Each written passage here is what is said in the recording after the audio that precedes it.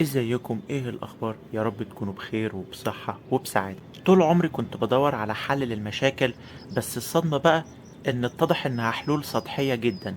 حلول ما بتجيبش نتيجة، ممكن تجيب نتائج مؤقتة بسيطة لكن ما بتعملش فعلا نتيجة حقيقية.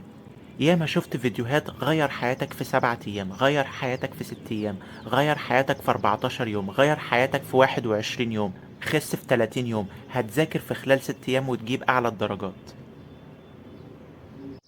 وانت كام مرة كنت بتقعد برضو تدور على حل للمشاكل، لكن اتصدمت بعد كده ان انت مش بتحل المشكلة من جذورها من اساسها، بتحلها بس كده بطريقة سطحية. انا كنت بعمل كده على فكرة، بجيب اي حلول سطحية وبدفن راسي في التراب واقعد اصور لنفسي واتخيل ان انا كده خلاص حليت المشكلة فعلا، لحد ما اخيرا عرفت فعلا ازاي الواحد يحل المشكلات فعلا من الاساس. قعدت اتكلم مع ناس كتير لحد ما وصلت للطريقة اللي انا هقولك عليها دلوقتي لحل المشاكل. المشكلة بتبقى طبقات فوق بعضها، مش حاجة واحدة، لأ، بتبقى عبارة عن طبقات فوق بعضها.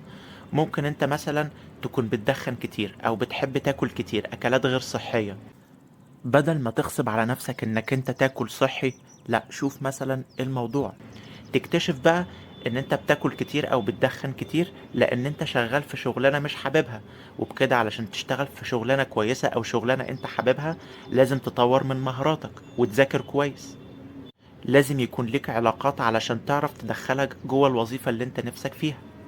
خلي بالك، نتيجة الاكل اللي انت بتاكله ده مثلا انت بقى وزنك زايد، فشوف لما تحسن الوظيفة بتاعتك، ادي طبقة اهو، هتلاقي نفسك اكلك اتحسن، ادي طبقة تانية هتلاقي نفسك وزنك اتحسن. لما تغير الشغل وتشتغل فعلا في وظيفة انت حاببها بتخليك انسان مبدع وبتطلع فعلا قدراتك الحقيقية، هتلاقي موضوع الاكل الصحي معاك بقى اسهل بكتير جدا. بدل ما انت عمال تدور على رجيمات مؤقتة ممكن تجيب نتائج مؤقتة وبعد كده يرجع وزنك يزيد اكتر من الاول. لما تشتغل في الوظيفة فعلا اللي انت بتحبها واللي بتساعدك ان انت تطلع قدراتك وتبقى انسان مبدع، هتبقى سعيد وراضي عن حياتك. ولما تبقى سعيد وراضي عن حياتك هتبقى طاقتك كده ايجابية ومبسوط دايما، ومش هتعمل مثلا خناقات مع مراتك او عيالك. تلاقي نفسك دايما بتحط طاقة ايجابية في العلاقة بتاعتك، تبقى بالنسبة لك مراتك واولادك هم احلى حاجة في حياتك.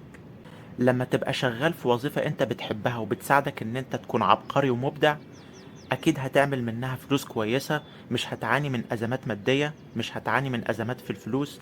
هتقدر تجيب بعد كده بيت مثلا في مكان الهوا فيه نضيف، فتحس كده ان انت كويس وصحتك كويسة. عاداتك بكده المش كويسة هتقل، زي انك انت بتاكل اكل غير صحي كتير، بتدخن سجاير كتير. خلاص فعلا انت كده حليت المشاكل من جذورها بدل ما كنت بس بتتهرب منها مؤقتا. شايف المشاكل طبقات فوق بعضها ازاي، مش حاجة واحدة؟ كم مرة لقيت حد بيكلمك عن الموضوع ده، انك انت ازاي تحل المشاكل فعلا من جذورها، مش مجرد مسكنات او حلول مؤقتة. اساس المشكلة هو الشغل زي ما انا ما قلت لك. المفروض بقى تشوف انت محتاج ايه، هل في مهارات معينة محتاج تتدرب عليها؟ هل في مثلا كورسات معينة انت محتاج تاخدها؟ هل انت محتاج تدخل جامعة جديدة وتدرس فيها؟ علشان تقدر تتعلم مهارات او تدخل جامعة او تاخد كورسات لازم يكون عندك التزام فعلا ورغبة في انك انت فعلا تحل المشاكل من جذورها، مش مجرد بس ان انت عمال تطارد سعادة لحظية زي اكلة مثلا غير صحية او تدخين. طول الوقت عايز دوبامين زيادة وخلاص يحسسك بسعادة لحظية. بص على الناس كده حواليك، سواء مثلا حد من اهلك، حد من قرايبك، زمايلك في الشغل، اصحابك، هتلاقي ناس كتير ان لم يكن معظم الناس بتقعد تطارد طول الوقت سعادة لحظية.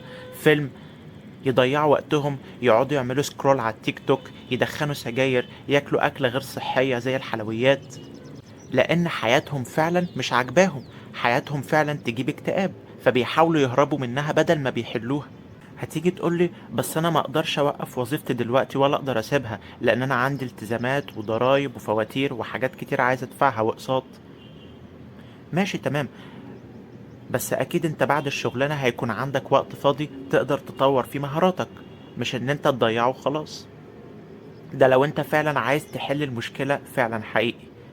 لاحظ معايا كده، مشكلة الأكل اللي انت بتاكله اكيد عامله لك مشاكل صحية، وده كله ليه علاقة بالوظيفة اللي انت شغال فيها. والوظيفة اللي انت شغال فيها بتخليك شايل طاقة سلبية وعندك اكتئاب ودايما متضايق ومحبط، فبتطلع الإحباط ده وبتعمل خناقات مع مراتك وأولادك في البيت. شوف، كلها سلسلة مترابطة ببعضيها. شايف؟ عاملة زي السلسلة بالظبط، كله ليه علاقة ببعضه. بالظبط زي الشجرة، انت عمال بس ترش عليها مبيدات، وتحاول ترش حواليها مثلا برفان علشان تخلي ريحتها حلوة، ومثلا الفواكه اللي عليها والورق اللي عليها شكله مش حلو، بس انت ناسي جذور الشجرة. المفروض الشجرة دي تتشال من جذورها اصلا. كلنا وقتنا ضيق وعندنا التزامات وحاجات كتير بنعملها في يومنا، فبنحاول طول الوقت ندور على حلول سريعة او حلول سحرية. في الحقيقة مفيش حلول سريعة ولا حلول سحرية. لازم تتعلم تبص لقدام، ازاي تخطط لكذا سنة قدام. حط في دماغك ان عملية حل المشاكل دي هتاخد سنين، مش مجرد 30 يوم، 21 يوم، 14 يوم، لا، دي عملية مستمرة هتحتاج سنين. مش مجرد مثلا ان انت تعمل رجيم مؤقت وخلاص، لا، الاكل الصحي والرياضة لازم يبقوا اسلوب حياتك.